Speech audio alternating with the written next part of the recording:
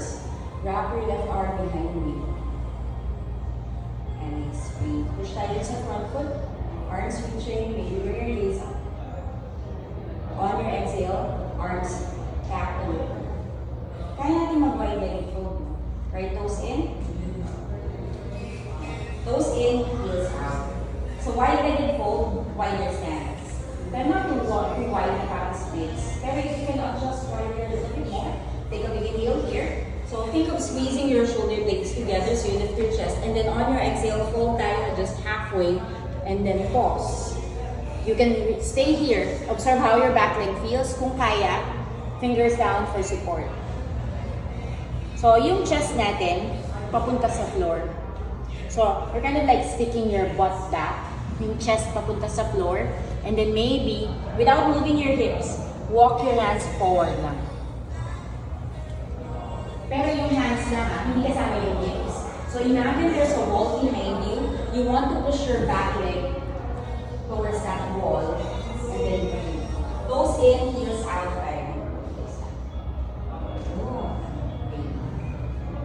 Yung kabilang side yung mas i-push natin. So walk your hands back underneath your shoulders. Nice. And then from here, bend your right knee, point your toes forward. Walk your hands towards in front of your mat. And then curl your back toe. And then left knee down slowly.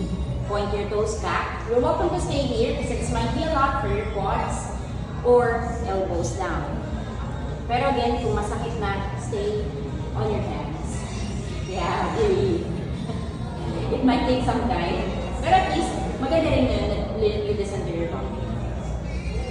Just make sure you're breathing. So wherever you are, raise up back on your hands. And then your right arm natin sweeps forward, up, and then back. You can stay here or bend your knee, grab your foot. Pwede rin namang hindi. Maybe just actively pull your heel in, and maybe that's fine for the day.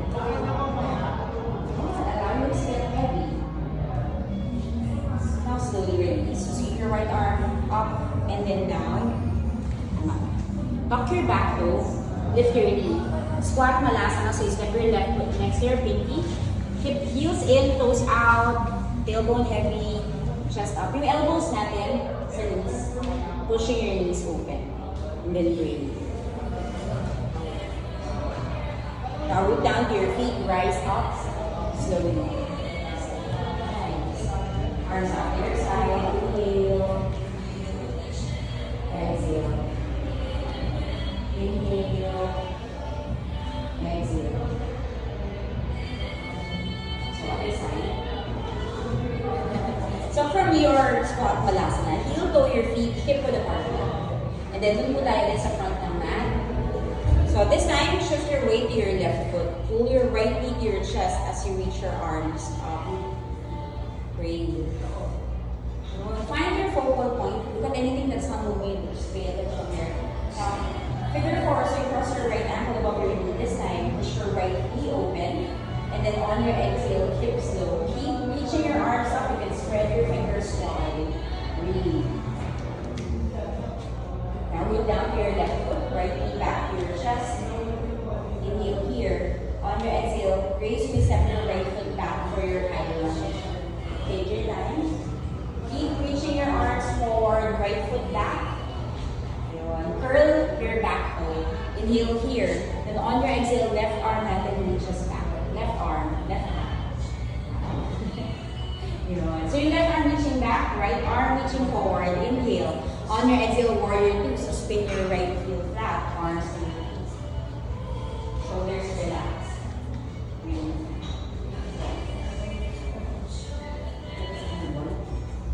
Now lean forward on your inhale, side angle, so pointing left arm to your thigh or hand down, right arm up.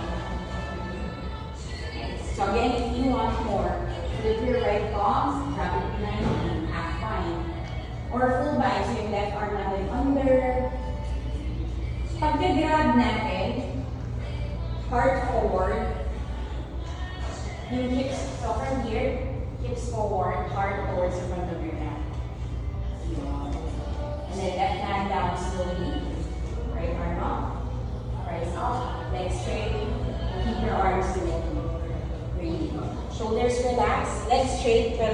up your knees. Triangle this time, so lean forward on your inhale. Left hand down slowly. Right arm up.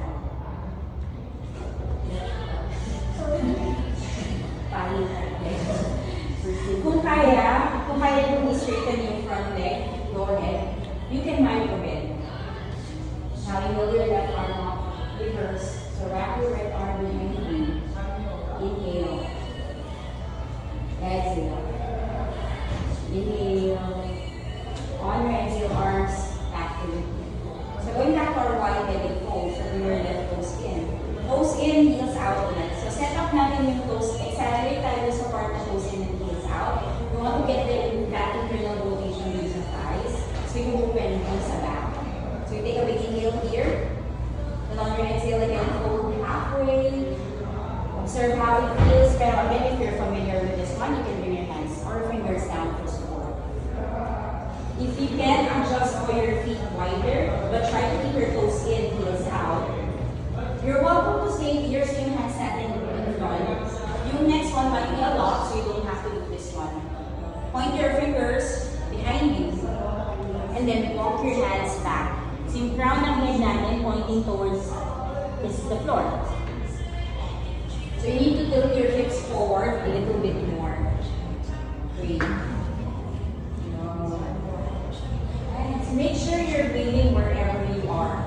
You want to get comfortable dun sa upper body. Para ang focus natin, yung stretch dun sa back leg. Breathe. Walk your hand wherever you are. Walk your hands back underneath your shoulders. And then this time, point your left toes forward and then bend.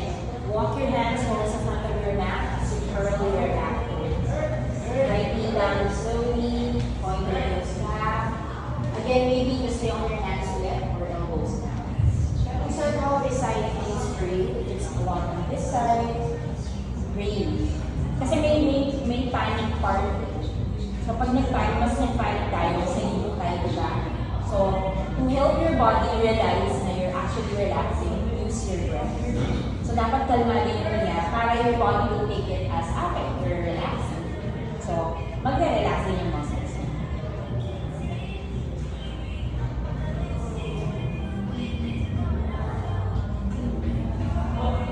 Rise up back on your hands.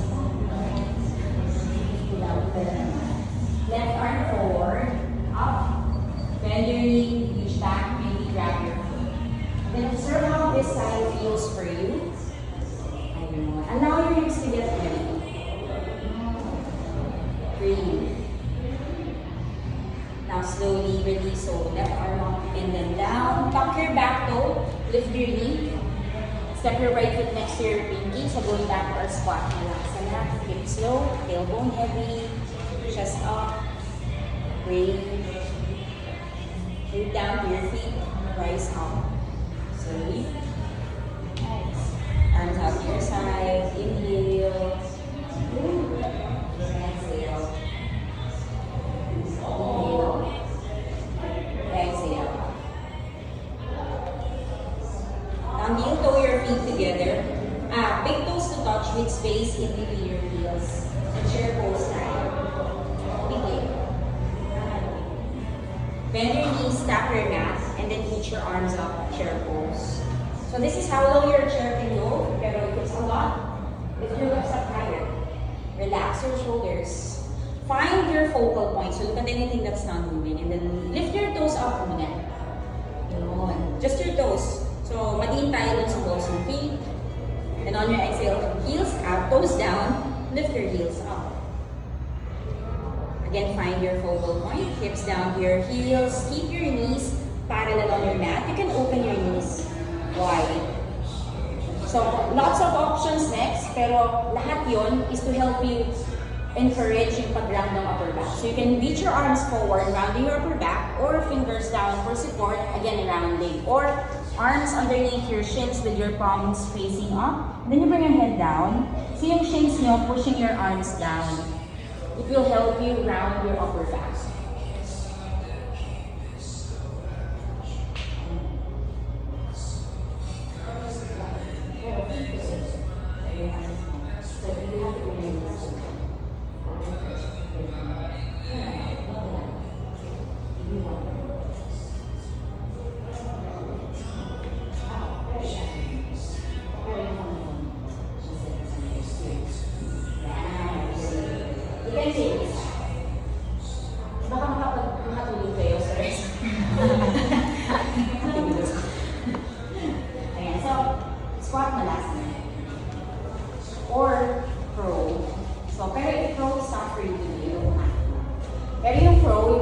shoulders width apart, butt high, with toes to touch, then tayo ng elbows, lean forward, round your upper back, with toe to the highest, lift one foot at a time, or both. Parang nagkwento lang.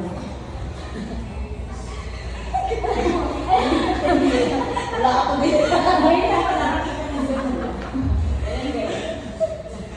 Kanya-kanya talaga tayo.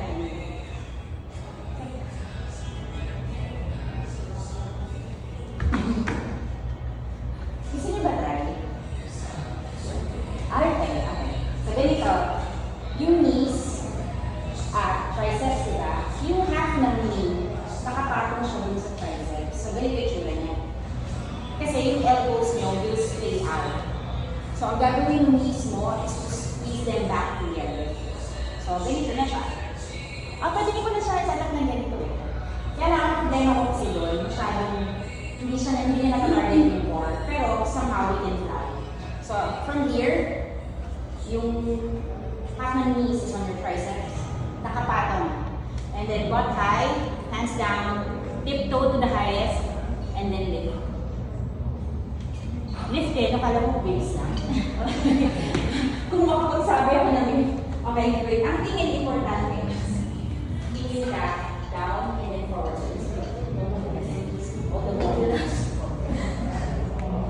you don't have to lift it. Just get the habit of it first.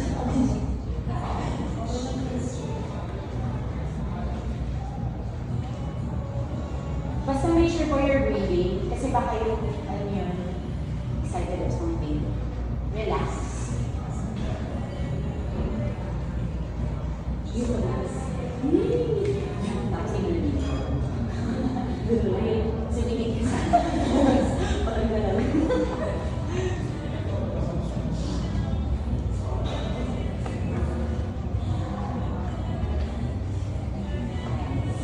Tapos, you can sit. Sige pa lang nakakabay.